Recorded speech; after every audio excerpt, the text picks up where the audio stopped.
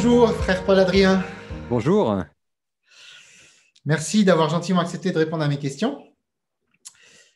Alors, frère Paul-Adrien d'Ardemar, vous êtes un religieux dominicain et prêtre. Jusque-là, pas de grande surprise, Non, on pouvait le deviner en voyant l'habit que vous portez. Ce qui est bien plus original, par contre, c'est que vous êtes également youtubeur exactement. J'ai une et chaîne. avec une très belle audience, puisque je crois que vous avez près de 30 000 abonnés, maintenant 27 000 et quelques, j'ai regardé tout à l'heure. Sachant que vous en aviez 20 000 il n'y a pas si longtemps, donc ça va très très vite. Euh, Vous avez créé votre chaîne en fin 2019, je crois. Et c'est ça, je vais aller sur les bas. Maintenant, ça va bientôt faire 2 ans Ouais. que j'ai la chaîne. Donc, j'avais envie de vous demander si vous aviez prévu le Covid, là, parce que vous avez créé votre chaîne peu de temps avant qu'il apparaisse. Et je me suis Disons que posé ça s'est très bien la question passé. de ça. Ça s'est très bien passé. Il y avait plein de personnes qui n'étaient pas contentes pour le Covid, à juste titre, hein. Ouais, Moi, pour ma chaîne, j'étais très content. Alors, j'avais pas prévu ça, mais ça veut dire que quand c'est arrivé, j'étais déjà prêt, j'avais déjà le matériel, et ça a permis à la chaîne de partir. ouais, c'est bien. Je pense que c'était le meilleur timing qui pouvait apparaître. En plus, vous avez dit, enfin, j'ai lu quelque part que vous disiez, si je franchis le cap des 250 abonnés, je décide de faire de la vidéo un apostolat prioritaire. Donc là, je pense qu'avec près de 30 000 abonnés, c'est plus qu'un apostolat prioritaire, là. Oui, bah exactement. Donc là, j'ai un 2 tiers temps pour faire ça sur YouTube. Quand c'était mon frère qui m'avait dit ça. C'était quoi mes objectifs? Entre 50 et 250 abonnés, je serais content. Je pense que vous avez pour quelques années d'avance dans ce cas. Super. Est-ce que vous voulez ajouter quelque chose à votre présentation? Je sens que Ben non, moi je suis vous très êtes très actif. content d'être là. Je te remercie, David. Ouais. Et puis, je suis content de faire ta connaissance. Ça fait partie encore des premières expériences pour moi d'aller sur les chaînes des autres. Donc, je suis ravi comme tout de faire cet entretien avec toi. C'est gentil. Bon, je pense qu'on peut se tutoyer dans ce cas-là. Ça me fait plaisir aussi. D'ailleurs, ouais, j'ai pas vu, je t'ai pas vu sur beaucoup de chaînes, à part sur ta chaîne. Non, je suis allé sur celle de Arnaud Dumouche. Ah oui, Peut-être qu'il y en aura une ou deux autres. C'est un peu difficile quand on est religieux d'essayer d'éviter les polémiques. Alors, pour l'instant, j'essaye de ne pas trop aller sur d'autres chaînes. Je suis encore un peu inconnu dans mon coin et ça me va très bien. Ça me permet de parler de manga, de culture pop et de cigarettes et de vin ou de choses comme ça. bon, pas de polémique aujourd'hui, hein. Je pense que c'est ton domaine de prédilection en plus, donc il ne devrait pas y avoir de problème. Pas de Covid, pas de politique, pas de vaccin, rien du tout. Que du spirituel aujourd'hui. C'est parti? On est bon. On est bon. Alors, première question. Si tu me dis non, je serai un peu surpris. La vie a-t-elle un sens? Eh bien, la réponse est oui, mais c'est mystérieux. Ok. Mais je dis oui, mais parce qu'en fait, c'était une des très, très grandes questions de ma vie. Mhm. C'est même sur cette question-là, en fait, que je me suis converti. Parce D'accord. que j'ai pas toujours été chrétien. Enfin, j'ai reçu une éducation chrétienne classique. Et quand j'avais 17 ans, je me demandais quelles étaient les preuves de Dieu. Et puis, j'ai envoyé tout balader aux orties. Comme souvent. Et oui, comme pas mal de personnes. Sauf que je me suis retrouvé avec cette question, la vie a quoi comme sens? Et j'ai pas trouvé la réponse. Ouais. Et quand j'avais 17, puis 18, puis 19, puis 20 ans, puis 21 ans, c'était vraiment quelque chose qui m'angoissait. Je crois il y a eu une véritable recherche existentielle autour de cette phrase, de cette question-là. Mhm. Euh, il m'a fallu beaucoup de temps. Alors, je suis passé par Camus. Un des livres qui m'a marqué, alors maintenant, je m'en suis pas mal détaché et pour cause, mais c'était Le mythe de Sisyphe de Camus, Mhm. dans lequel je me reconnaissais, qui a fait un peu ma jeunesse. Mais ça me laissait profondément insatisfait et je ne pouvais pas me résoudre à me dire que la vie n'avait pas de sens. Enfin, tout simplement, on peut avoir tous les raisonnements philosophiques qu'on veut.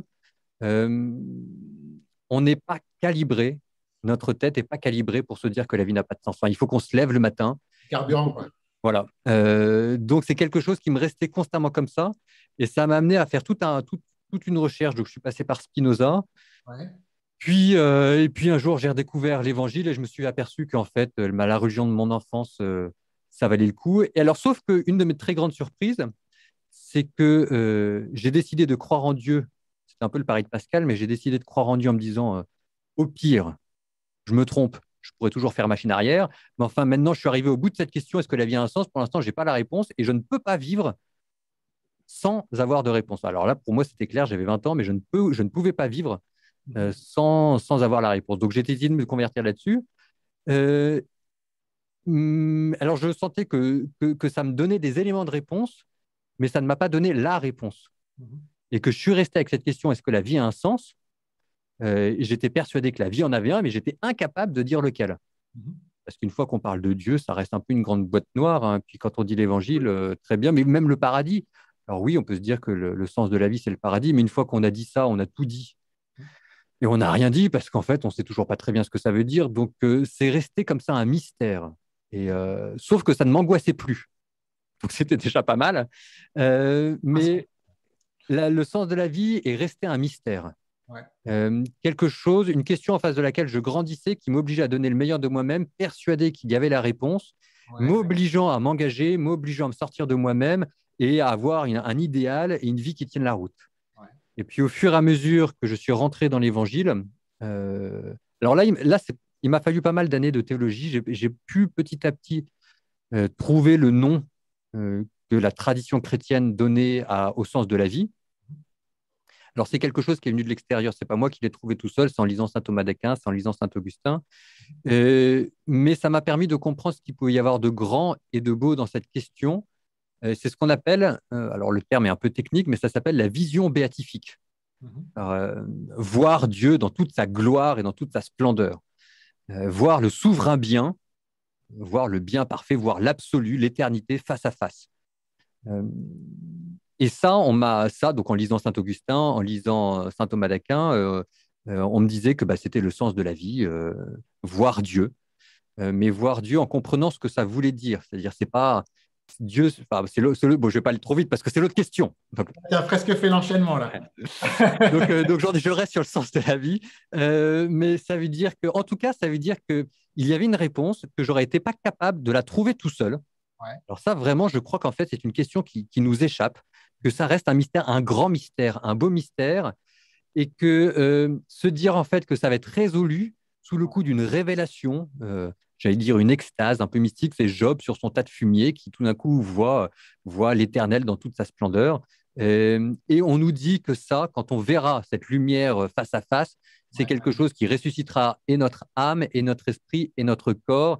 Et c'est ça ce qu'on appelle le paradis ou la vie éternelle. Mais en tout cas, c'est voir la vérité. Que le sens de notre vie, c'est voir la vérité. Et parce qu'on voit la vérité, l'aimer et être pris dans ce sort de tourbillon d'amour qui fait que c'est l'allégresse des élus.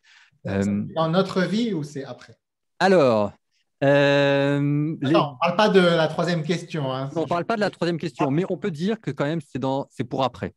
On en a des aperçus sur Terre à travers la foi, c'est-à-dire que de temps en temps, on voit, c'est comme si on voyait le voile qui se déchirait, mais alors vraiment très rapidement. Alors moi, je ne suis pas un grand mystique, je prie, mais si jamais je disais que j'avais des grandes révélations dans la prière, je mentirais. C'est beaucoup dans la tête. C'est un peu, mais même ça, de temps en temps, c'est comme si on avait des intuitions, l'intuition de quelque chose qui nous dépassait, d'une sorte d'évidence. Voilà.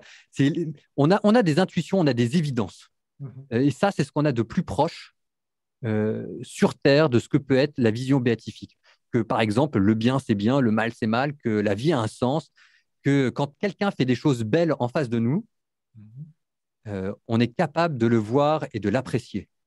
Ou alors quand on dit si, alors on nous dit ça, c'est toujours la tradition. Alors ça m'est arrivé de temps en temps, ça quand même. Quand on pose des actes presque parfaits, mais on n'y est jamais toujours, mais quand même on coïncide avec ce qu'on a voulu et on s'est livré entièrement, on a fait les choses bien avec une certaine forme d'héroïcité ou de grandeur. Tout d'un coup, il y a une sorte, ça plonge notre âme dans une sorte d'évidence morale. Et pendant quelques brefs instants sur Terre, ça installe notre âme dans un parfum de l'éternité du paradis. C'est-à-dire qu'on a fait des choses qui sont tellement belles que pendant un instant, on a coïncidé avec ce qu'était le véritable sens de notre vie. Bon, donc ça, c'est sur Terre. Ouais, justement, en fait, quand tu parles comme ça me fait penser au sens du mot péché et le fait de rater sa cible, notamment. Oui. Est-ce que justement... ce dont tu parlais là, est-ce que c'est justement être en plein dans le contraire du péché? C'est C'est-à-dire ça. en plein dans le Dans- mille, j'ai envie de dire. C'est ce qu'on appelle, c'est être ajusté ou pas. Donc, la cible, enfin, le péché essaye de viser un bien, mais pêche parce qu'on vise soit trop loin, soit trop court, soit à côté.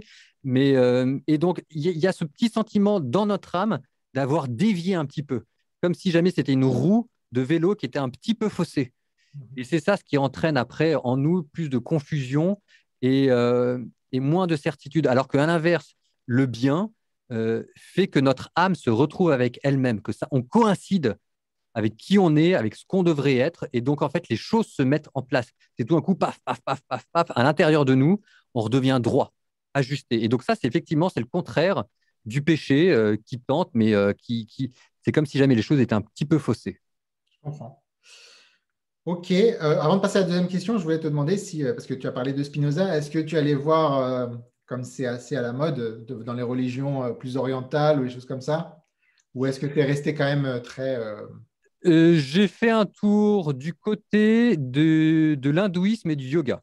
ouais, Alors, à un titre, je ne pourrais pas dire que je me sois vraiment penché dans les textes sacrés, mais je suis très sensible à la notion d'effort dans la méditation et d'essayer de se poser pour que son esprit prie avec le corps et essaye de retrouver cette sorte d'unité que nous appelons Dieu, que les hindous appellent différemment. Mais en tout cas, je suis très sensible à cette forme de prière avec le souffle, parce qu'il y a ça aussi dans le christianisme. faire du Euh, désert.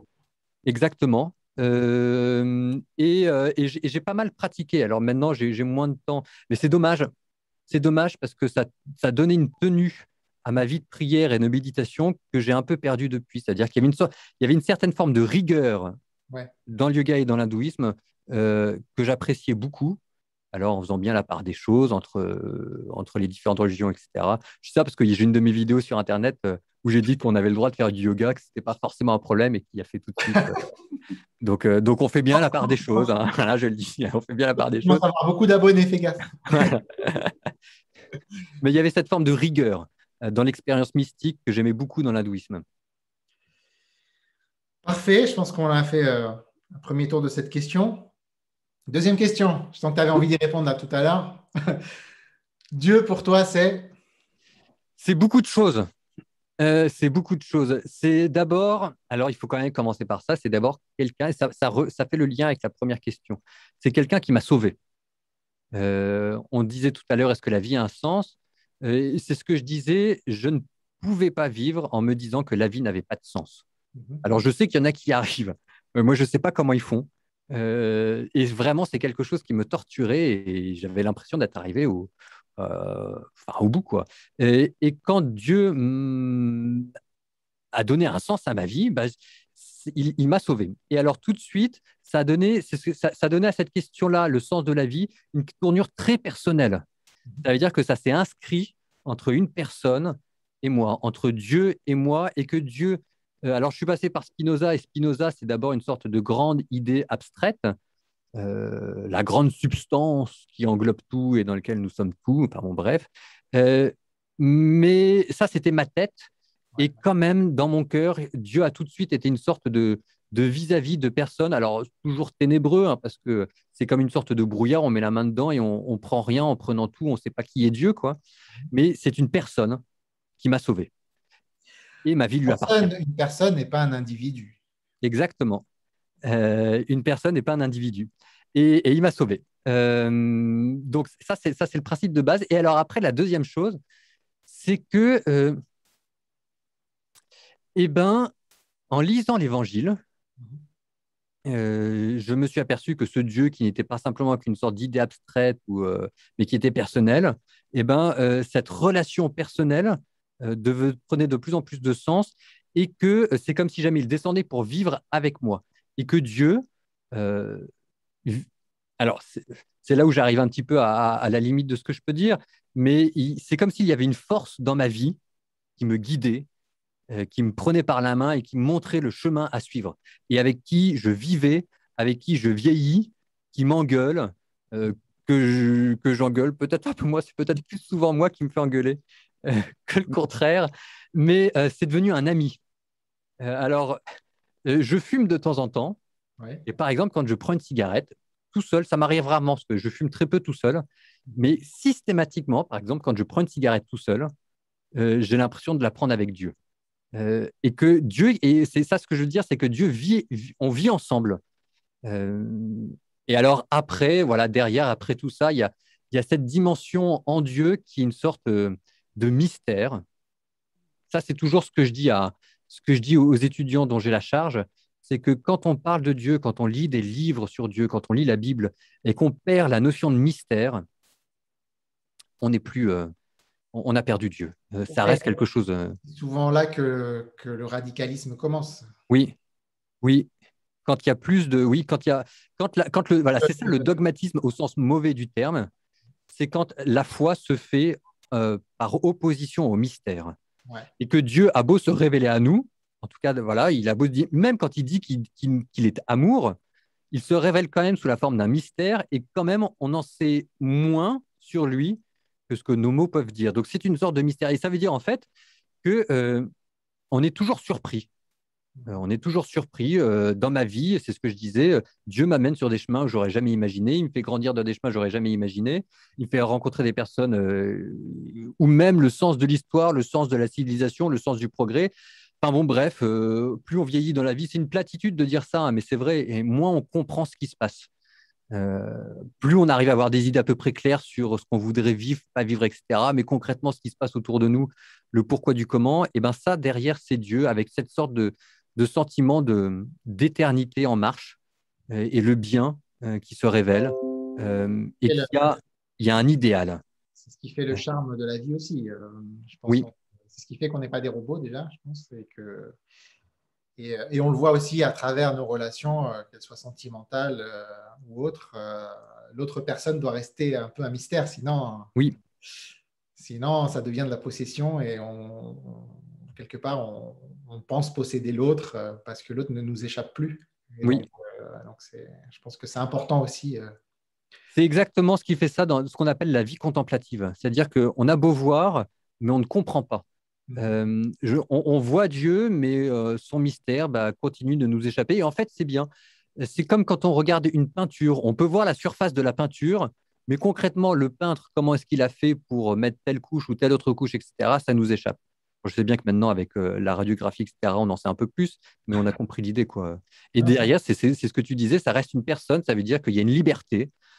Et ce qu'il fait, il le fait librement, de la même manière que dans une relation amoureuse ou dans une relation conjugale, quand on a fini par être étonné par l'autre, ça veut dire qu'il y a un problème. Ça veut dire que les choses se sont figées, qu'il y a moins de vie. Eh bien, restons sur cette dimension apophatique de Dieu et de l'autre. Et de l'autre, exactement. C'est bon pour toi? Oui, alors tu vois, par exemple, juste sur cette dimension apophatique, tu vois, ça me faisait penser à ça. On parlait de Dieu. Par exemple, je prends un attribut divin dont on ne parle pas beaucoup, qui est celui de la jalousie. Euh, Ça, c'est pour montrer comment est-ce que cette notion de mystère peut être en œuvre. Donc, Dieu n'est pas jaloux, et puis ensuite, on en vient à dire que Dieu est jaloux, et puis ensuite, on en vient à dire que Dieu est jaloux, mais d'une façon mystérieuse. Et au fur et à mesure, je dis ça parce que c'est vraiment ça la théologie apophatique, donc par négation, on en sait moins sur Dieu, même en sachant des choses, hein. Et en fait, c'est par une sorte d'excès de lumière. Et à force d'être brillante, cette lumière devient noire. Mais alors, noire, pas par défaut, hein, noir par excès parce que tout simplement ça dépasse ce que nos yeux peuvent voir. Et ça, par exemple, c'est exactement la jalousie. Il y a une manière mesquine d'être d'être jaloux. Donc ça, ce serait noir par défaut, mais il y a aussi une manière supérieure d'être jaloux. Par exemple, vouloir aimer quelqu'un avec passion, avec exclusivité, en se donnant profondément à l'autre et en n'imaginant même pas une seule seconde que l'autre, dans ce qu'il a de plus beau, euh, comment est-ce que je vais dire ça quand quelqu'un s'est promis à nous, on fait honneur à sa promesse et puis on se donne entièrement à lui. Et là, ça devient la jalousie par excès. Et ça devient noir, mais par beauté, quoi. La lumière qui devient par excès. C'est clair, pour moi en tout cas. C'est déjà ça. Ouais. Passons à la troisième grosse question. Après la mort, stop ou encore? Euh, alors, on nous dit qu'il y a encore. Mais alors là, j'avoue que je suis dans le domaine de la foi et de l'espérance. Donc, je ne prétends pas forcément ni dire des choses convaincantes, ni même profondément intelligentes, parce que j'avoue, on parlait des mystères, hein, la mort fait partie des grands mystères. Il y a Dieu, il y a l'amour, il y a la vie et il y a la mort. Sauf que la mort, ça fait une sorte d'écran et ensuite on ne sait pas ce qui se passe. Mais c'est toujours la même chose. Par exemple, même dans l'athéisme, je connais finalement très, très, très, très peu d'athées qui soient persuadés qu'il n'y ait rien après la mort. Et c'est toujours la même chose. Je pense qu'on n'est pas câblé pour se dire que notre vie s'arrête avec la mort. Alors après, notre tête peut nous dire il y a quelque chose ou il n'y a rien, ça c'est autre chose. Mais notre corps refuse de se dire que ça s'arrête avec la mort. C'est pas possible. Et ça, je me dis quand même, la nature ne fait rien en vain. Que si jamais on est comme ça, je vois mal pourquoi est-ce que nous, animaux, on naîtrait avec ce sentiment-là simplement pour nous rendre encore plus malheureux que ce qu'on est déjà en ce moment. Ce serait un peu vache et un peu cruel. Donc, ça se tente. Alors, après, la manière dont j'envisage les choses, nous, on envisage toujours la vie après la mort par rapport à nous. Ouais. Est-ce que moi, je vais vivre? Quand on perd du monde, on peut aussi se poser la question par rapport aux autres. Est-ce que les autres vont vivre? Est-ce que je vais retrouver mon père? Je dis ça parce que quand j'ai perdu mon père, j'avais 26 ans, 24, je ne sais plus combien, je croyais en Dieu. Je ne me suis pas converti pour me dire qu'il y avait quelque chose après la mort, parce que je me suis converti à 21 ans et qu'à 21 ans, la vie après la mort, la résurrection, trop loin, trop loin. C'est trop loin. Mais j'étais quand même content de me dire qu'il y avait quelque chose après la mort, parce que le jour où j'ai enterré mon père, j'ai pu me dire que je le reverrai. Alors, je ne me suis pas converti pour ça, mais ça fait quand même une question que je n'ai pas eu à me poser. Maintenant, donc je disais, on peut se la poser par rapport à soi, cette question. Est-ce que je vais vivre? Est-ce qu'on peut se la poser par rapport aux autres? Est-ce que je retrouverai mon père? Je crois qu'il y a une manière encore plus profonde de se la poser, c'est par rapport au bien et à Dieu.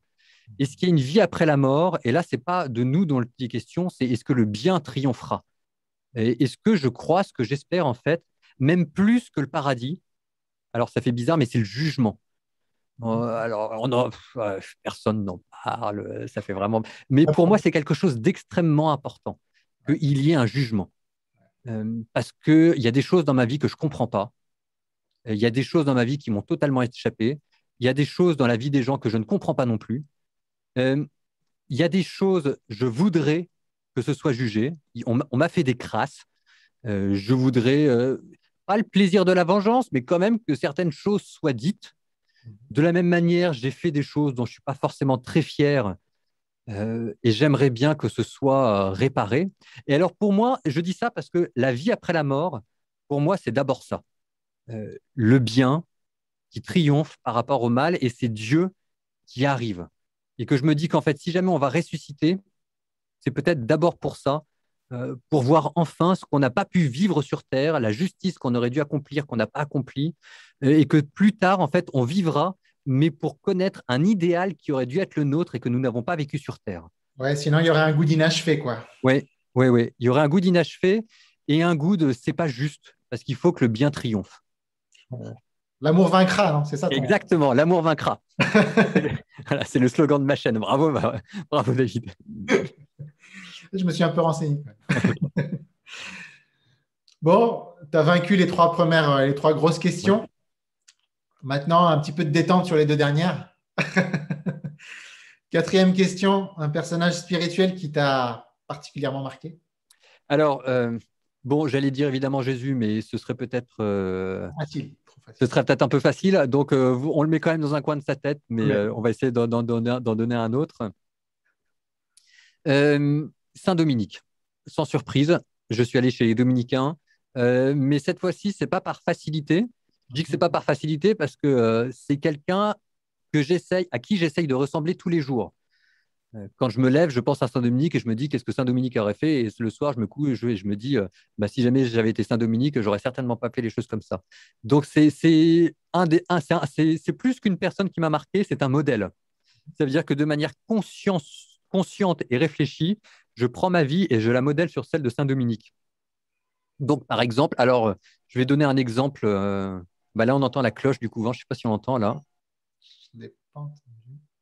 Ah, c'est terminé, on ne l'entend plus. Je donne un exemple. Alors, si ça fera un peu sourire, mais par exemple, en ce moment, je fais sur ma page YouTube une page Tipeee pour récupérer de l'argent. Alors, ça fait YouTuber qui fait appel à sa communauté, ce qui est vrai. Euh, Je le mettrai en lien dans la description.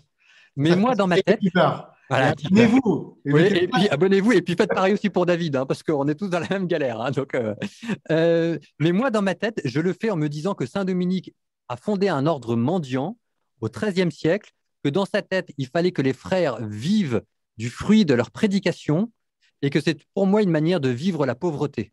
C'est-à-dire que dans ma tête, c'est pas pour remplir les codes YouTube, par exemple, c'est pour imiter notre père Saint-Dominique qui a fondé l'ordre des Dominicains, l'ordre des frères prêcheurs. Et il voulait qu'on gagne notre argent à la sueur de notre prédication, à la sueur de notre front, et que ce qui nous oblige à une certaine forme de vérité. Quand on fait des choses bonnes, les gens nous payent. Quand on est mauvais, les gens nous donnent moins d'argent. Et c'est une manière de vivre dans la vérité. Donc ça, c'est juste un exemple. Mais alors après, je pourrais vous donner tout le reste de ma vie. Donc par exemple, il y avait un moment donné dans ma vie, Saint-Dominique avait appris l'évangile de Matthieu par cœur. J'ai appris l'évangile de Matthieu par cœur. Saint-Dominique s'est formé à l'école des pères du désert, Jean Cassien, Antoine Legrand. Je me suis formé à l'école de Jean Cassien, d'Antoine Legrand. On dit de Saint-Dominique qu'il essayait de poursuivre la vertu et qu'il était un modèle de chasteté, de pureté. Alors, dans le style géographique du XIIIe siècle, hein, donc on en rajoute, on ne sait plus très bien ce qui est vrai et ce qui est faux. Et à la fin, on a quand même eu devant soi une sorte de peinture d'icône très très belle, remplie d'humanité. Parce que ce qui caractérise Saint-Dominique, c'est qu'il aimait son temps. Et donc j'essaye d'aimer mon temps, j'essaye d'être moderne. Qu'il essayait. Alors il y a une très belle phrase de lui, on disait parce qu'il aimait tout le monde l'aimait. Bon, si jamais vous voulez un slogan. Donc, quand je fais, moi, dans ma chaîne YouTube L'amour vaincra, j'ai aussi cette phrase-là en arrière-fond de Saint-Dominique, parce qu'il aimait tout le monde l'aimait. Ce qui est une phrase extrêmement belle. Je crois pas qu'on puisse faire de plus bel éloge à quelqu'un. Alors, bon, donc c'est un certain modèle, si vous voulez. Saint-Dominique, c'est le modèle du chanoine, du prêtre, bien dans les clous, qui fait le taf, qui suit l'évangile et qui, par là, accède à une certaine forme de sainteté, mais il y a une certaine grâce là-dedans. Euh, donc voilà, de manière consciente, la personne qui m'a le plus marqué et qui continue de me marquer le plus, hein, qui est l'étalon de ma vie, c'est Saint-Dominique. Donc il y a un des très grands textes, si jamais vous voulez, si jamais tu veux, ça s'appelle le Libellus de Jourdain de Saxe. Et c'est là-dedans On on va rencontre. répondre à la cinquième question, j'espère. Non, j'ai d'autres. Non. OK. Saint-Dominique, donc tu le copies dans les vertus, etc. Il n'était pas barbu, sûrement. Alors il y a une grande question. Alors en tout cas, il avait la tonsure. Donc, j'ai pas la tonsure. Attention. Il y a un grand débat dans ma communauté pour savoir si jamais je dois avoir la tonsure ou pas. Mais par exemple, la barbe. Vous voyez, la barbe.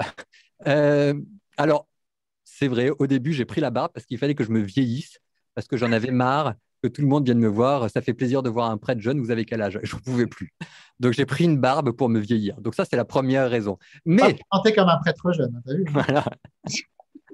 Mais l'autre raison, c'est qu'au Moyen-Âge, les prêtres n'avaient pas le droit d'avoir la barbe, sauf dispense ecclésiastique quand on partait en terre de mission. Ah voilà.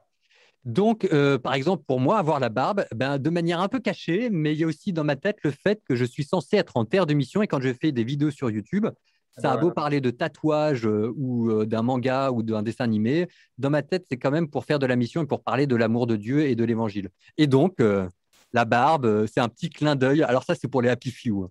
Ça, c'est parce que là, vraiment, c'est un peu de la culture ecclésiastique, il faut vraiment le savoir. Mais la barbe, voilà, c'est dispense ecclésiastique pour les clercs en terre de mission. Comme quoi, c'était une question assez anodine, mais elle a révélé pas mal de choses. Cinquième question, dernière. Le livre et ou le film. Je compte sur toi pour les films parce que j'ai souvent des livres et pas beaucoup de films. Non. Tu recommanderais à un ami en perte de sens? Alors dans les livres, c'est toujours pareil. Il y aurait évidemment l'évangile, mais là aussi, j'estimais que ce serait peut-être trop facile, mais je le dis quand même parce que c'est quand même ce que je lis tous les jours. Alors, je commence avec les films. Il y en a deux. Il y en a deux, pas pour les mêmes raisons. Il y en a un, c'est pour l'émotion brute, et l'autre, c'est parce que ça m'a fait rêver, ça m'a fait voyager et j'adorais. Celui pour l'émotion brute, c'est le dernier film devant lequel j'ai pleuré. Dernière scène du film. Alors, je ne sais pas si jamais je le dis ou pas parce que ça va spoiler, donc je vais essayer de rester vague et flou. Mais c'est la dernière scène du film de The Road avec Morgan Stern d'un livre de McCormack. C'est l'histoire à la fin du monde, quand tout est mal parti et que le monde n'est plus que cendres, ruines et désolation et que les gens se mangent entre eux parce qu'il n'y a plus rien à manger. Donc jusque-là, je ne spoil pas. On apprend ça dès le début. C'est l'histoire d'un père et de son garçon. Le père est joué par Morgan Stern. Alors, il y a un petit côté, c'est un peu glauque, hein. Donc ça, surtout. J'ai commencé à le voir et j'avoue que il y a tellement que des films glauques et des trucs comme ça qu'en fait, on a arrêté au bout de 5 minutes. On s'est dit non, on va voir un film comique, tant pis si c'est pourri, mais au moins, on va rigoler un peu. Exactement. Celui-là, il faut surtout pas le voir si jamais on va pas bien. Ou alors, on peut le voir si on va pas bien, mais c'est vraiment dans l'optique de se dire qu'il y en a que finalement, j'étais pas si triste que ça avant de voir le film. Mais quand on va bien, Ouais. on peut le regarder. Ouais. Et il y a une intensité parce qu'en fait, il reste plus rien. Tout est parti. Alors, ça se vit au milieu d'une sorte de grande dépression généralisée où tout est glauque, morbide, gris, et, dans la boue et dans la cendre. Mais il y a ce père qui ne sait pas pourquoi ou qui pose un acte de foi et d'espérance jour après jour parce qu'il veut sortir son petit garçon de là. Pour aller où? On n'en sait rien. Comment? On n'en sait rien. Pourquoi? On n'en sait pas grand-chose. Alors, il y a des petites indications qui sont mises tout au long du film. C'est encore plus présent dans le livre. Mais à la fin, ça vous donne une relation entre un père et un fils qui est d'une pureté. Et c'est saisissant. Et je crois que c'est le plus beau film pour moi qui parle de ce que peut être l'amour paternel. D'un père qui se bat alors que la mère a abandonné, elle a craqué. Donc ça, c'est le premier film qui m'a marqué, mais un peu au niveau de l'émotion brute. Et ce qu'il faut retenir, à mon avis, c'est la pureté de cette relation père-fils, parce que elle est d'une intensité qui... Enfin, ça a coupé le souffle. Ça se passe de commentaires, d'ailleurs, on parle presque pas dans le film. Le Et les réalisateur deux... est chrétien ou? Alors, le livre, oui, je crois qu'on peut le dire. En tout cas, dans le livre, il y a des allusions très claires, vagues, Ah, floues et quand un peu même. Ok, mystérieuses, ok. Ouais. mais il y a des allusions très claires à Dieu qui est père. Ok. Et même dans le film, ça commence comme ça. Dans le film, une des premières scènes, c'est si cet enfant n'est pas la parole de Dieu, ça veut dire que Dieu n'a jamais parlé. Ouais. Bon, alors, on peut pas, avec ça, ça suffit pas à dire qu'un film est chrétien, mais en tout cas, c'est une phrase qu'un chrétien dit, ce genre de choses-là. À l'inverse du deuxième film, qui lui, à mon avis, n'est pas chrétien, D'accord. qui est Interstellar. Alors, Ok. Interstellar, ça, tu as vu Interstellar? Oui, oui, oui. Tu lui mets combien? Hein? Entre 1 et 10, tu lui mets combien Interstellar? Ah, je lui mets un bon 8, je pense. J'ai dû le regarder, voilà. Ça, je l'ai regardé, je ne sais pas combien de fois. J'ai adoré ce film. Ouais, ouais. J'ai adoré ce film. Ça pose des questions géniales. Il y a une bande-son qui est extraordinaire. Alors là, c'est pareil, il y a aussi une relation père-fille qui est très, très belle. Ça, c'est une des spécificités, je suppose, du cinéma américain, hein. Et la Et fin, dedans, le cerveau un peu. oui, oui, oui, oui, oui. Alors, ça retourne le cerveau. Mais à la décharge, c'est que dans un film de science-fiction, il y a toujours un moment où un vrai film de science-fiction retourne un peu le cerveau. Ouais. La question, c'est quand, pourquoi, est-ce que c'est plus ou moins bien fait? Par exemple, 2001 de l'Odyssée de l'espace, ça retourne le cerveau. J'ai pas été entièrement convaincu. Je sais toujours pas d'ailleurs si jamais je suis censé être convaincu ou pas. Le mystère, tu sais. C'est un mystère. Alors là, je suis d'accord pour dire qu'il y a un moment donné, alors surtout à la fin, donc là aussi c'est pareil, on spoile pas, mais on part. Voilà, on part. Mais c'est pas fait sans poésie et c'est pas fait sans talent. Mhm. Et tout le reste du film est très très beau. Et en fait, ce qui me marque profondément, je dis que c'est pas chrétien parce qu'il n'est pas question de Dieu, il n'est pas question du Christ, il n'est pas question de la vie après la mort. Même, on pourrait se dire que c'est plutôt vivre dans l'univers pour l'univers, etc. Que c'est plutôt Spinoza l'humanité qui sauve l'humanité. Pardon? c'est plutôt limite spinoziste que chrétien. Oui, oui. Mais ça pose une question alors de ce qu'on appelle de théologie naturelle, c'est-à-dire euh, en supposant une certaine sensibilité religieuse, quand on voit le monde dans lequel on habite, qu'est-ce qu'on peut en dire? Et la question de fond de ce film, c'est est-ce qu'on peut traiter l'amour au même titre qu'une loi de l'univers, comme un scientifique traiterait la gravité. Ce qui dit comme ça est une sorte de platitude un peu niaise, mais en même temps, dans le film, c'est très bien traité. Et si on regarde avec une certaine honnêteté spirituelle et intellectuelle, c'est une vraie question. Surtout qu'aujourd'hui, avec tout ce qui est physique quantique, etc., je trouve qu'on a assez tendance à tout expliquer justement par la physique quantique ou par tout ce qui est interconnecté, interdépendant et tout ça. Et c'est vrai qu'on a tendance à fondre l'amour dans ces énergies-là. Oui. Et le fait de bien différencier que l'amour, c'est encore oui. plus que ce qu'on c'est pourrait... encore plus que tout. Et en même temps, c'est dans l'univers. C'est en dehors de l'univers parce que c'est quelque chose qui nous transcende, c'est une personne qui nous aime, etc. Mais en même temps, c'est dans l'univers. Et si jamais c'est dans l'univers, c'est aussi quelque chose qui doit expliquer ou qui doit jouer un rôle dans l'organisation cosmologique du monde dans lequel on vit. Alors, il ne s'agit pas d'y aller avec des gros sabots et de dire et de poser, il y a une loi qui s'appelle l'amour et qui fait que les astres tournent les uns autour des autres, etc. Mais est-ce qu'on peut traiter ça d'un point de vue scientifique? Est-ce qu'on peut étudier, est-ce que l'univers dans lequel nous habitons est un univers moral, traversé par d'autres dimensions? Je sais pas, même là, vous voyez, je commence à me dire des bêtises, mais enfin, vous avez compris là où je voulais dire. Mais ça, c'est le génie de ce film. C'est qu'il pose cette question de manière très belle, très juste, très humaine, et d'un point de vue de la rigueur scientifique, il n'y a rien à redire. Parfait. Un livre? Un livre. Le livre qui me marque le plus, alors là, je vais dire dans les... Je sens que ça va être surprenant. Je sens que ça va être surprenant. Alors, il y a le livre que j'ai le plus relu. Ouais. Alors, le livre que j'ai le plus lu, alors bon, toujours pareil, je mets les Pères des déserts du côté, je mets, il faut les lire, je mets l'Évangile de côté, etc. Le livre que j'ai le plus lu pour des raisons pédagogiques et professorales, c'est Harry Potter. Parce que je trouve que c'est remarquablement bien fait, que c'est très profond, et que je l'ai... Mais le livre qui m'a le livre qui m'a le plus marqué, c'est Le Seigneur des Anneaux. Depuis 13 ans, je l'ai lu, je ne sais pas combien, etc., sans imaginer un seul instant qu'est-ce que tout cela pouvait dire. Je ne sais pas exactement pourquoi et en quoi ça m'a marqué. Je ne peux pas dire que ça m'a appris des idées géniales sur le monde ou des choses comme ça. Mais certainement, c'est quelque chose qui a développé mon imaginaire de manière assez grandiose et que ça m'a appris à rêver. Et qu'une partie importante d'une vie humaine consiste à rêver. C'est marrant parce que même quand je te demande des livres, c'est des livres qui ont été adaptés au cinéma. Donc, oui. Alors celui-là, beaucoup vers le... Oui, mais alors celui-là, c'est un hasard. Parce que Le Seigneur des Anneaux, c'est le premier livre que je me suis acheté quand j'avais 13 ans. Ouais. Et alors, bon, maintenant j'en ai 40, donc les films n'existaient pas. Personne ne lisait Le Seigneur des Anneaux. C'était juste que j'étais tombé par hasard, j'avais adoré. Et je me souviens de mes premiers francs que j'avais économisés sur 6 mois pour m'acheter la suite du Seigneur des Anneaux. Et après, maintenant, ce que je pourrais dire, c'est que je suis censé me remettre à Dostoïevski. Dans les livres aussi.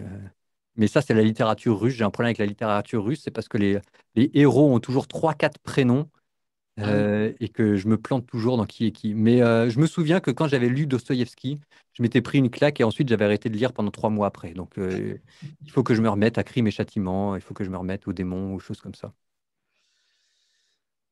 Merci. Merci à toi. Est-ce que tu voulais ajouter quelque chose avant de finir cet entretien? Non. Non, si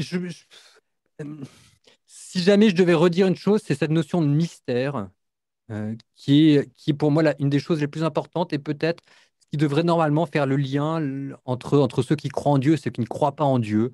C'est que normalement, dans tout ça, on est censé avoir un point commun qui est la notion de mystère. Et pour moi, c'est devenu l'aspect central de ma vie, quoi. De plus en plus, je comprends de moins en moins. C'est une très belle conclusion. Je pense qu'on peut finir avec l'amour vaincra aussi. Exactement. Hein, l'amour vaincra. Merci beaucoup et merci aux auditeurs. Merci David. À très bientôt. Merci beaucoup.